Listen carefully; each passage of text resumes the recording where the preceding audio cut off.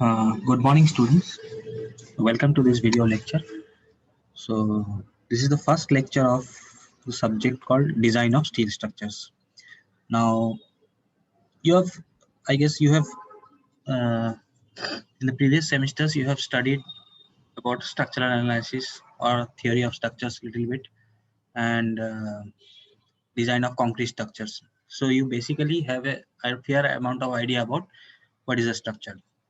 So, here we are going to understand the concepts of steel structures, their connections, the various kinds of steel structures, the type of structures, that is the beams, compression members, columns, okay, uh, girders, plate girders, bridges, and everything. Any structure associated with steel, because sometimes what we do is we cannot depending on the load. Depending on the load, we cannot always go for concrete structures. Okay. Another thing very important is steel structures is very costly. So um, except for rare occasions, we do not use in India. We do not use steel structures.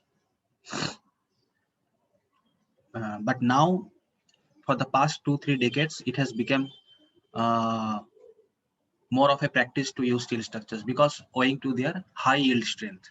So, what is the purpose of using steel structures? Why do we use steel structures? We'll discuss all those things.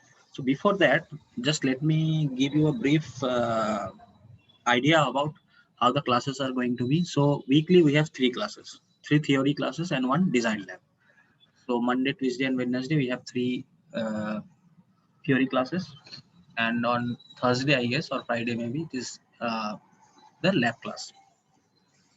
So what we'll do is, we'll in the lab class we'll only have to we'll do the design problems. Once we know the theory, once we understand the concepts, we can go for the design part. Okay, how the structures are designed. So let me tell you one thing. This subject is one of the toughest subjects in civil engineering.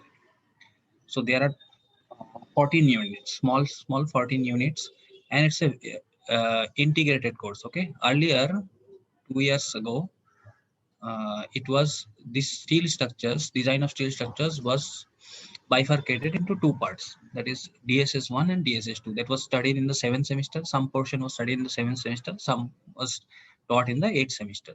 So now they have combined it from your seniors batch, previous year's batch. They have combined this thing. So the problem, if you do not understand the first part, you won't get into the second one. Okay. So you better pay attention. You have to be very attentive to what it is being taught. It is not that easy. It's a bit complicated. So you have to understand the concepts plus first, whatever is being taught here. So in case if you do not get what is being taught, you can have doubts, you can ask questions. We'll make a separate video on that and I'll clear all your doubts. But please be attentive and attend all the classes if possible.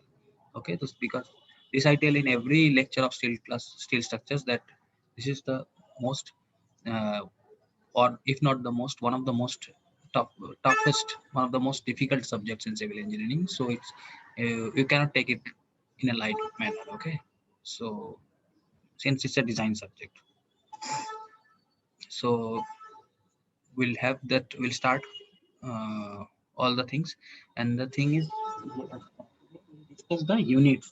What all units we have to study. So first part is the introduction. Okay, introduction, the objective, scope, and the outcome of the course. Is, there are structures which need to be designed as steel structures. So for that we are studying steel structures course, how to design it. First we have to understand concepts and then we can go for design, how the structures are designed. So types of steel, their broad specifications. Okay, structural steel form, uh, and hot roll tubular, types of steel forms that are available, classification of cross section, plastic structures, compact, semi compact, and slender characteristics. Shape factor we'll know are the plastic analysis of structures. This is also one of the major part in steel structures. So now plastic analysis of steel structures, fundamental, shape factor, mechanism of plastic analysis, bending of beams, of uniform cross sections or any shape. Okay, then we'll go for connections. Connections means bolts, bolts and welding. Riveting was used earlier, but riveting has been obsolete now. So now we go for bolted and welded connections, load transfer types of bolts, prying action, and all that. Then we'll move on to tension members. Tension members, design strength in the gross yielding, net, section rupture, and block shear, design of axially loaded members. So tension members, then we will move to compression members, that is design of columns. Okay. Then beams, design of beams, how beams are designed. Then design of members which are under combined compressive force and uniaxial moment. So combined loading, that is coaxial loading and eccentric loading. Combined loading, for combined loading, how do you design such members? Column bases. So this is another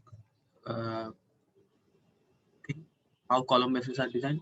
Plate girder, one of the most important part that is used in bridges. A plate girder bridge. Truss girder, design of gantry girder, roof trusses. Okay. Introduction to pre-engineered buildings, characteristics and their applications. Introduction to truss girder bridges, its members, portal and sway bracings, and design aspects for foot over bridges. So the last 4 or 5 units from plate girder, okay, from plate girder to your truss girder and all that, these were earlier in the 8th semester course. So now they have been combined. All right. So it has been amalgamated into one course. So you have to understand the connections part first to understand how the design is being carried on here. And now the next question I just here is, why do we are going for steel structures? Obviously, steel structure is way more costlier than if you go for design of concrete structures. But there are cases where there is heavy load, huge load. And in that case, you cannot go for concrete structures. Okay. Remember one thing, concrete is very weak in tension, whereas steel is not. And steel is very much ductile. It can be molded into any shape. Ductile, it is more ductile, it is more durable. Okay. It has more modulus of elasticity and modulus of rupture and likewise other properties. So this gives it an upper edge, way more advantages over concrete structures. So for places which are concerned with heavy loads and where economy is not that much of a factor, then we go for the design of steel structures. So on the next class, we'll discuss in detail. We start with the types of the steel sections and plastic structures.